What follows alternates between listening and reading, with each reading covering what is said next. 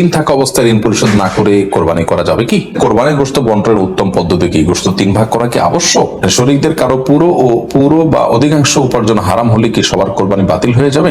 মৃতের পক্ষ থেকে কোরবানি করা যাবে এবং সেই গোশত কি নিজেরা খেতে পারবে? এক মেয়েকে আমার পছন্দ হয়েছে, মেয়েটিকে আমি বিবাহ করতে চাই, কিন্তু মেয়েটির নামও সাথী, আমার মায়ের নামও সাথী। মায়ের নাম এমন কোন মেয়েকে বিয়ে করলে গুনাহ হবে? চিপসের প্যাকেটে আরবি লেখা থাকলে সে প্যাকেটটা কি করব? আল্লাহ যাতে দ্রুত হজে যাওয়ার তৌফিক দান করেন, এজন্য কোন দোয়া আছে কি? আমার শ্বশুর বাড়িতে যদি আমার ফুফাতো, মামাতো, খালাতো ভাইয়েরা বেড়াতে আসে, সেক্ষেত্রে কি আমি তাদেরকে সালাম দেয়া, সাধারণ কথাবার্তা বলাও নাজায়েজ হবে? কোরবানির জন্য লাইভ ওয়েট মেশিন দিয়ে কোরবানি পশু ক্রয় করা কি জায়েজ হবে? আমার পরিবারের 4 সদস্য একটি ছাগল দিয়ে কোরবানি করলে হবে কি? শাহিন আইডি থেকে আপনি লিখেছেন, আল্লাহ যাতে দ্রুত হজে যাওয়ার তৌফিক দান করেন, এজন্য কোন দোয়া আছে কি? বিশেষ বা সুনির্দিষ্ট দোয়া তো নেই, কিন্তু আপনি আল্লাহ তাআলার কাছে সাধারণভাবে দোয়া কবুলের সময়গুলোতে করবেন, দোয়া আল্লাহর কাছে চাওয়াগুলোকে পেশ করবেন, চোখের পানি ফেলবেন, নিজে একটু একটু করে পয়সা করে জমাবেন, চেষ্টাটা আপনি করবেন অন্তত যে আল্লাহ রাব্বুল আলামিন যেন আপনাকে তৌফিক দান করেন। এমনি তার আগে আপনি লিখেছেন, আমার পরিবারের 4 সদস্য একটি ছাগল দিয়ে কোরবানি করলে হবে কি?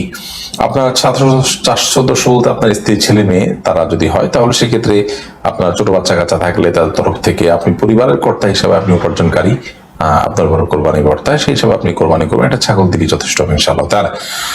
নবী সাল্লাল্লাহু আলাইহি ওয়াসাল্লাম হাদিসে বলেছেন, প্রত্যেক পরিবারের তরফ থেকে একটি করে কোরবানি বর্তায়। কিন্তু পরিবারে যদি একাধিক সদস্য, তারা তাদের ভিন্ন ভিন্ন ইনকাম থাকে, আলাদা আলাদা সামর্থ্য থাকে, তৌফিক থাকে, তাহলে সেক্ষেত্রে সেটি ভিন্নতর বিষয়। নাজমুল ইসলাম সান এদিকে আপনি লিখেছেন, কোরবানির জন্য লাইভ ওয়েট মেশিন দিয়ে কোরবানির পশু ক্রয় করা কি জায়েজ হবে? লাইভ ওয়েট মেশিন দিয়ে কোরবানির পশু আপনি কিনতে পারেন এটার ন্যায্যতা নিশ্চিত করার জন্য। গোষ্ঠ তো আমার উদ্দেশ্য না, কিন্তু আমি ন্যায্য মূল্য পাচ্ছি কিনা জাস্ট এটা অনুমান করার জন্য আপনি এটা করলেন, এটা হতে পারে। কিন্তু আপনি নিছক গোশতটাই মুখ্য, আমার গোশত বাজারে কত, তাইলে আমি এই কোরবানি গরু করব না ছাগল করব, আমার লস পড়ছে, দাম বেশি পড়ছে, এরকম উদ্দেশ্য থাকলে সেটা জায়েজ হবে না। জাস্ট আমাকে বিক্রেতা ঠকাচ্ছে কিনা এটি নিশ্চিত হওয়ার জন্য, আমি তো গরু কেনা বেচাতে অভ্যস্ত না, একজন লাইভ ওজন থেকে আমি একটা আইডিয়া করার চেষ্টা করলাম, জাস্ট ন্যায্যতার জন্য। উদ্দেশ্য যদি সেটি হয়, জায়েজ আছে। এরপরে আফিয়া ইবনাত আনিসা আপনি আইডি থেকে লিখেছেন, আমার শ্বশুর বাড়িতে যদি আমার ফুফাতো, মামাতো, খালাতো ভাইয়েরা বেড়াতে আসে, সেক্ষেত্রে কি আমি তাদেরকে সালাম দেয়া, সাধারণ কথাবার্তা বলাও নাজায়েজ হবে? বর্তমান পরিস্থিতিতে এমন যে কোনো কথা না বললে মাইন্ড করে বসবে। প্রথমত অন্য কারোর দিয়ে খোঁজ খবর নেবেন, যে ভিতর থেকে কাউকে দিয়ে বলবেন যে আমি সালাম জানিয়েছি, কেমন আছেন জিজ্ঞেস করছেন, এভাবে কথোপকথন করবেন বাচ্চাদের মারফত, অন্যদের মারফত। সেই সুযোগ না থাকলে আপনি তার সাথে স্বাভাবিকভাবে কথা বলবেন, কথার ভিতরে কোমলতা সৃষ্টি না করে, পর্দার মধ্যে থেকে ওয়াকুলনা কওলান মারুফা, আল্লাহ বলেছেন মেয়েরা যে কথা বলবে সাধারণ এবং স্বাভাবিক কথা বলবে, এবং কথার ভিতরে কোনো প্রকার কোমলতা সৃষ্টি করবে না, যেমনটি কোরআন নির্দেশ করেছে। এরকম করে আপনি করতে পারেন যদি ওই লোক মারফত করতে না পারেন। সাকিবুল বখতিয়ার আপনি আইডি থেকে লিখেছেন, চিপসের প্যাকেটে আরবি লেখা থাকলে সে প্যাকেটটা কি করব? আরবি লেখাতে যদি কোরআন হাদিসের কোনো আয়াত না থাকে, তাহলে আপনি অন্য 10টি কাগজের ঠোঙা বা আপনার প্লাস্টিকের ঠোঙা যেভাবে ব্যবহার করেন সে ব্যবহার করতে পারেন, কোনো অসুবিধা নেই। আরবি লেখা থাকলেই যে সেটাকে আপনার বিশেষ সম্মান করতে বাধ্য, ব্যাপারটা সেরকম নয়। আরবি লেখায় খারাপ কিছুও থাকতে পারে আর সাধারণ কিছুও থাকতে পারে, এগুলোর বিধান যা লেখা আছে সেটার উপর ভিত্তি করেই হবে। তবে লেখা জোখা এগুলো অপমানজনক ভাবে পায়ের নিচে যেন এবং অপমানজনক ভাবে ময়লা ইত্যাদিতে না পড়ে, সেটা জ্ঞানের প্রতি যে আমাদের ভাষার প্রতি, জ্ঞানের প্রতি যে আমাদের শ্রদ্ধা থাকা উচিত, তার অংশ হিসাবে এটি সকল ভাষার ক্ষেত্রেই যথাসম্ভব খেয়াল করা উচিত। আলাইসান লিখেছেন, এক মেয়েকে আমার পছন্দ হয়েছে, মেয়েটিকে আমি বিবাহ করতে চাই, কিন্তু মেয়েটির নামও সাথী, আমার মায়ের নামও সাথী। মায়ের নাম এমন কোনো মেয়েকে বিয়ে করলে গুনাহ হবে না। মায়ের নামে নাম আছে এরকম মেয়েকে বিয়ে করলে কোনো গুনাহ হবে না, আপনি করতেই পারেন। বাকি তাকে ডাকলে আপনার মা মনে করবে আপনার মাকে ডাকছেন, ব্যাপারটা তো সেরকম না। মাকে তো আপনি নাম ধরে ডাকেন না, কোনো অসুবিধা নেই ইনশাআল্লাহ। এতে আমরা এই ধরনের বিষয়গুলোকে অনেক জটিল করে ফেলি, মোটেও এরকম এগুলো জটিল কোনো বিষয় নয়। আপনি আপনার পরিবারে একটা সন্তানের নাম আছে আব্দুল্লাহ, আরেকটা সন্তানের নাম আব্দুল্লাহ, মানুষ রাখতে চায় না, কোনো অসুবিধা নেই। এটা ডাকলে হয়তো কখনো কখনো একটু ধোঁয়াশা তৈরি হবে, হোক, তাতে কি আসে যায়, অনেক কিছুতে ধোঁয়াশা তৈরি হয়, এটাতে আমাদের বড় কোনো ক্ষতি হবে বাট সেরকম নয়। এজন্য এগুলোকে খুব বড় কোনো বিষয় হিসেবে দেখার কোনো কারণ নেই। আপনার মায়ের নাম যা আপনি যে মেয়েকে বিয়ে করতে চাচ্ছেন তার নাম যদি তা হয় কোনো অসুবিধা নেই, আপনি বিয়ে করতে পারেন। প্রয়োজনে তার একটা ডাকনাম ইউজ করলেন যদি আপনার কাছে ডাকতে খারাপ লাগে।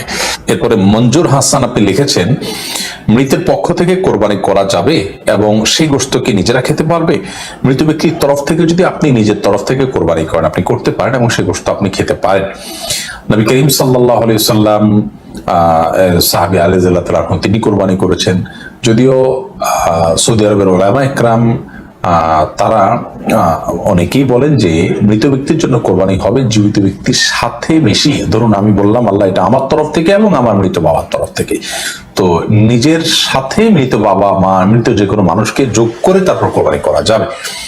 নবী করিম সাল্লাল্লাহু আলাইহি ওয়াসাল্লাম তার নিজের কোরবানি করেছেন এবং তার পূর্বপুরুষ ইব্রাহিম আলাইহিস সালাম তার তরফ থেকেও কোরবানি করেছেন।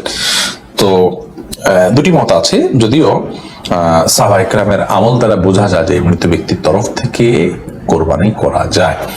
অতএব মৃত ব্যক্তির তরফ থেকে কোরবানি করতে পারেন, সেই গোশত আপনি নিজে খেতে পারবেন। তবে মৃত ব্যক্তির তরফ থেকে কোরবানির ব্যাপারে যদি মানত থাকে অথবা ওসিয়ত থাকে তাহলে সেক্ষেত্রে সেই গোশত আপনাকে বন্টন করে দিতে হবে, এটা আপনি খেতে পারবেন না।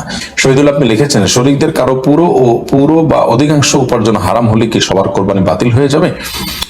হানাফি মাযহাবের উলামা ইকরাম এর দৃষ্টিভঙ্গি হলো সবার কোরবানি বাতিল হয়ে যাবে। যেহেতু এখানে একটা ইহরাকে দম হচ্ছে, একটা পশু জবে হচ্ছে, অথবা একটা পশু জবের আংশিক নিয়ত খারাপ হলে পুরোটাই সেটার আওতাভুক্ত হয়ে যায়। যদিও সৌদি আরবের স্কলার উলামা ইকরাম তারা এক্ষেত্রে ভিন্ন মত পোষণ করেন। তারা বলেন যে না, আল্লাহ বলেছেন ওয়াল্লা তাজিরু ওয়াজিরাতুন বিজরা উখরা, একজনের পাপের বোঝা আরেকজন বহন করবে না। যিনি হারাম উপার্জন করছেন তিনি তার পাপ বোঝা বহন করবেন, আরেকজন তিনি হারাম উপার্জন করছেন না, তার হালাল থেকে করেছেন, তিনি কেন এর দায় বহন করতে চাবেন? অতএব তাদের মত হলো যে যার উপার্জন হালাল তারটা হয়ে যাবে, যারটা হারাম তারটা হবে না। মুশফিকুর রহমান লিখেছেন, কোরবানির গোশত বন্টনের উত্তম পদ্ধতি কি? গোশত 3 ভাগ করা কি আবশ্যক? কোরবানির গোশত 3 ভাগ করতে হবে কিনা? এর উত্তর হলো 3 ভাগ করাটা প্রথমত আবশ্যক নয়, তবে উত্তম, ভালো। আল্লাহ রাব্বুল আলামিন কোরআনে কারীমে বলেছেন, ফাকুলু মিনহা ওয়া তা'মালু কানিআ ওয়াল মু'তারা। অন্য আয়াতে আল্লাহ বলেছেন, ফাকুলু মিনহা ওয়া তা'মালু বা'iসাল ফাকির। খোলাসা কথা হলো, আল্লাহর নির্দেশনা হলো তোমরা কোরবানির গোশত থেকে নিজেরা খাও এবং যারা অভাবী মানুষ দুস্থ তাদেরকে দাও, আর যারা অভাবী দুস্থ নয় তোমাদের আত্মীয় স্বজন প্রতিবেশী তাদের সাথে শেয়ার করো।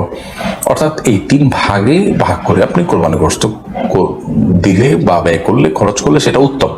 কিন্তু 3 ভাগ সমান হারে করতে হবে, বেশি দিক করা যাবে না, এরকম না।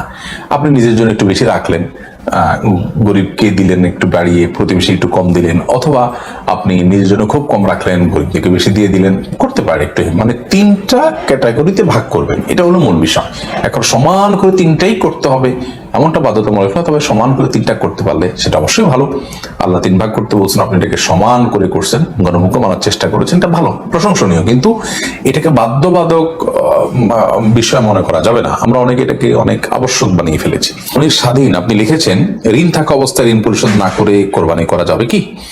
ঋণ থাকা অবস্থায় ঋণ পরিশোধ না করে আপনি কোরবানি করতে পারেন কিনা? এর উত্তর হলো যে আপনার ঋণ দেখতে হবে কি ধরনের। আপনার ঋণটা যদি এরকম হয় যে আপনার প্রাপকের সাথে আপনার একটা চুক্তি আছে, একটা বোঝাপড়া আছে, আপনি তাকে কিস্তিতে আপনার ঋণ পরিশোধ করছেন বা একটা সময় নিয়েছেন, সেই সময় আপনি পরিশোধ করবেন, এরকম সিচুয়েশন থাকলে আপনি ঋণ দিচ্ছেন, আবার আপনি কোরবানি দিচ্ছেন, আবার ঋণ পরিশোধের মতো ব্যবস্থাপনা আপনার আছে, সেদিকে আপনি ধাপে ধাপে আগাচ্ছেন, তাহলে কোনো অসুবিধা নেই। কিন্তু যদি এমন হয় যে আপনার প্রাপকের, যার কাছ থেকে ঋণ নিয়েছেন বা যার কাছে আপনার দেনা আছে, তার পক্ষ থেকে প্রেশার আছে এবং আপনার কোরবানির টাকাটা দিলেও ঋণ কিছুটা কমে, তাতেও আপনার প্রাপক খুশি হয়, সেটা না করে আপনি কোরবানি করলে সেটা কিন্তু আপনার জন্য জায়েজ হবে না। কারণ আপনি যদি ঋণগ্রস্ত থাকেন এবং ঋণ দেওয়ার মতো কোনো টাকা না থাকে, তাহলে সেক্ষেত্রে কোরবানি নয়, আপনার জন্য ঋণ দেওয়ার গুরুত্ব অনেক বেশি। আর যেমনটা আগে বলেছি, ঋণ দেওয়ার বিষয়টি যদি একটা সিস্টেমের মধ্যে থাকে, একটা কমিটমেন্টের মধ্যে থাকে, ধরুন 1 বছর সময় নিয়েছেন, যে 1 বছর পর আপনি দিবেন ব্যবস্থা আছে, এখন আপনি কোরবানি করছেন, কোনো অসুবিধা নেই, এটি আপনি করতেই পারেন।